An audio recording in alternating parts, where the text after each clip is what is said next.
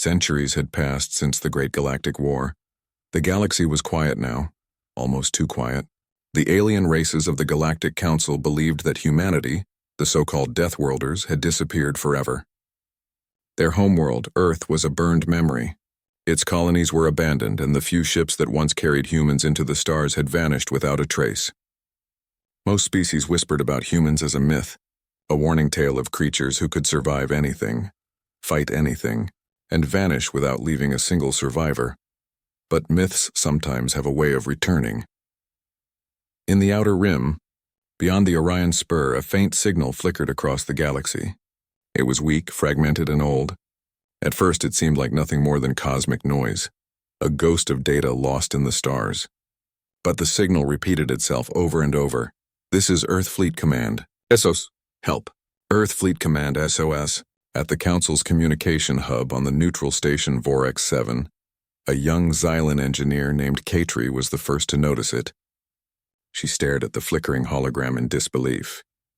The code was unmistakably human. Her claws hovered over the control console as she decrypted the message. Strange, archaic symbols flickered across the screen.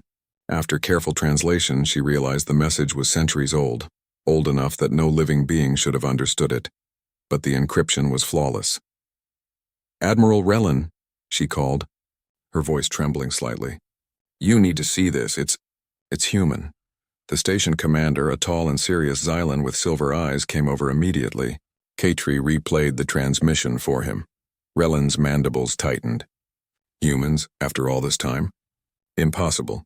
Every record says they were wiped out, every fleet lost. This cannot be real." Katri shook her head. "It's real. I've verified the codes. They're ancient Earth fleet codes. Look at the coordinates." Relin hesitated, studying the numbers. "Epsilon Black?" he murmured. "That system has been quarantined for centuries. Nothing sent there ever returned.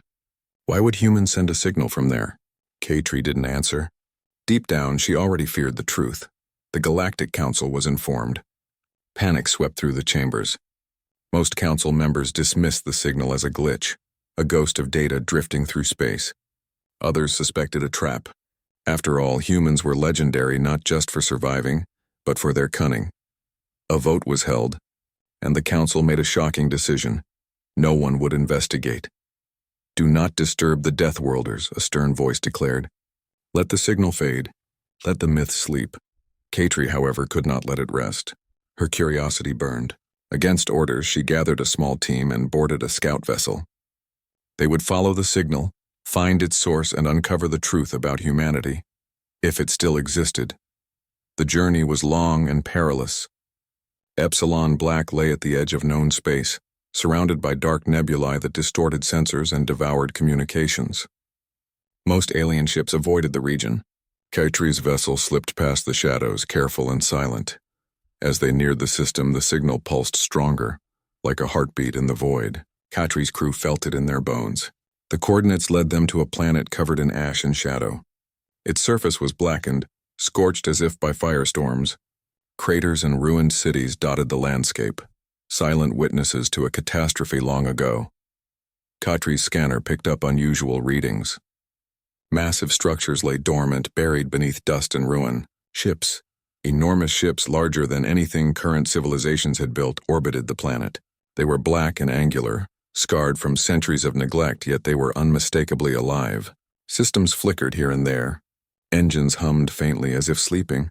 Katri's jaw dropped. They're awake." "Impossible," said Lieutenant Venn, her pilot, her voice tense. "These ships, they've been dormant for hundreds of years. They shouldn't even power up anymore."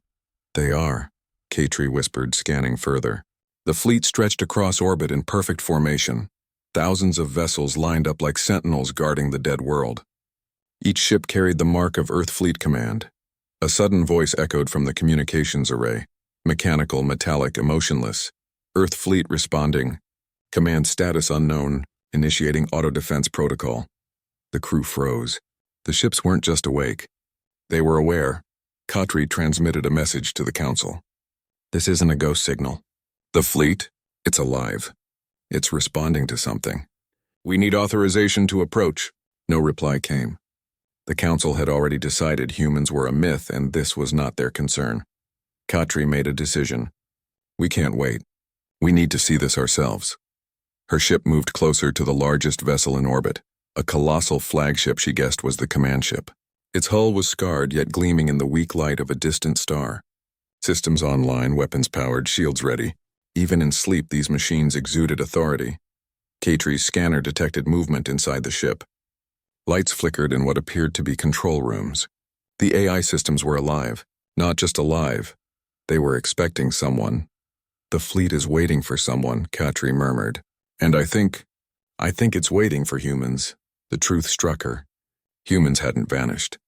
They had gone into hiding, leaving these ships behind. And now something or someone had sent a call across the void to awaken them. The crew exchanged nervous glances. They were far from any friendly species. The council's orders had been clear. If discovered, Katri could be arrested or worse. Yet none of that mattered. Suddenly, a massive array on the flagship extended into space, scanning Katri's vessel. Her instruments lit up. The ship was aware of them. "Prepare for contact," Katri said. Her hands shook as she activated the translator. "This is Katri of Orcs 7. We come in peace." The flagship systems hummed, the voice returning. "Unauthorized vessel detected. Identify." Katri swallowed. I am not human. But I mean no harm. We are curious. We followed your SOS, silence. Then a mechanical hum, low and deliberate. Acknowledged. Data link open. Boarding possible. Authorization unknown. Proceed with caution. Katri exhaled. The fleet, it seemed, was ready to communicate or at least observe. Her heart raced. She had expected dead ships, abandoned relics. Instead, she had found a living armada, waiting for the return of its masters. And that's when she realized the most terrifying truth. The SOS had not been sent by humans. It had been sent by their own fleet. The ships themselves had called their creators home. Katri looked at the massive formation around the planet. Thousands of warships built to fight and survive anything, stirred with a power long forgotten.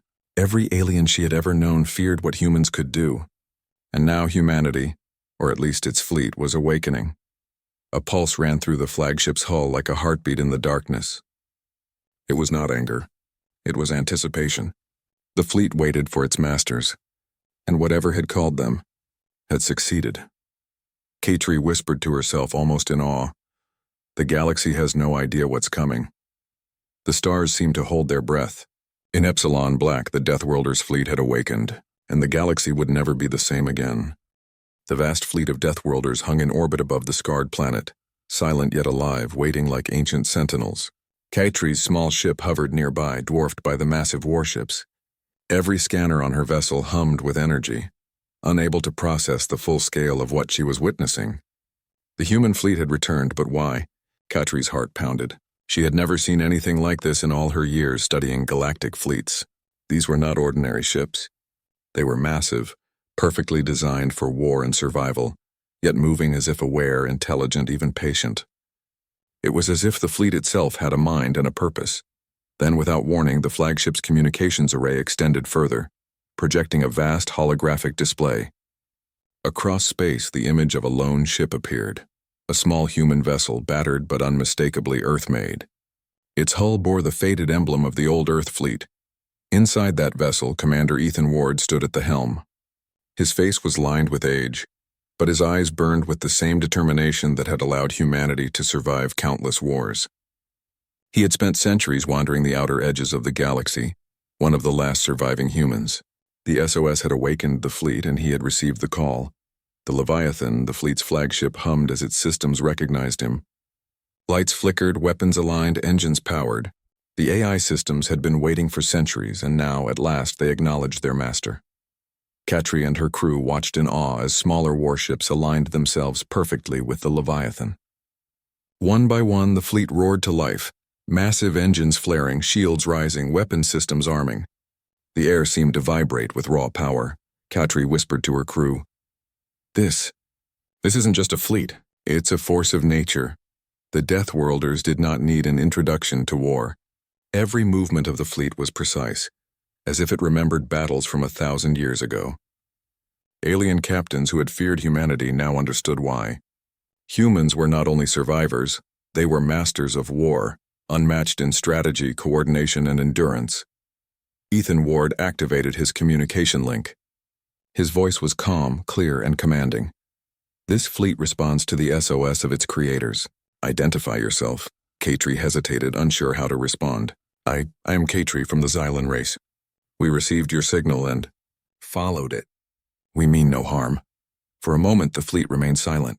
Then the Leviathan's AI responded, a mechanical voice echoing across space. Acknowledged. Unknown species approaching. Observation permitted. Caution advised. It was a polite warning, but it carried weight. These were machines built to survive the end of worlds, and now they were awake. Katri realized the SOS had not been sent by humans. It had been sent by the fleet itself. The AI had detected a new threat in the galaxy, an enemy long dormant but growing in power, and it had called for its masters.